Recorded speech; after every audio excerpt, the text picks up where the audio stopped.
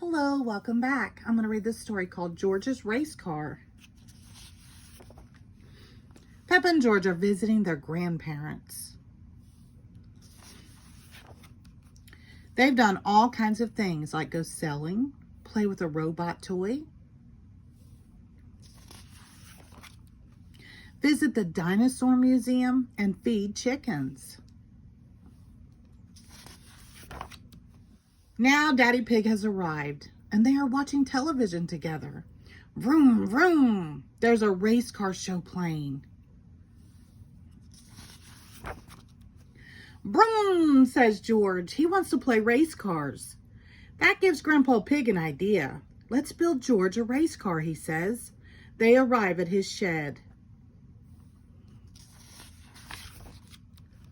Together they collect items to build George's race car. It is hard work. What's your favorite number, George? Asked Daddy Pig. Snort, snort, George replies. Since there were 2 snorts, Daddy Pig paints a big 2 on the car. Now it is complete. Along come Danny, Zoe, and Pedro. We'll race you 3 times around the garden, George, Danny says. Peppa holds up a checkered flag. 3, 2, 1, go, she says. George is speedy. He wins the first lap. Then he wins the second. But will he win the third? Uh-oh, one of the race car wheels has broken off.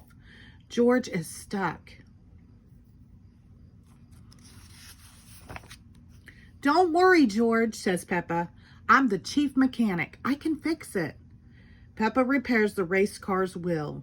But now George is last. He feels sad. Peppa knows that George will never win while he is upset.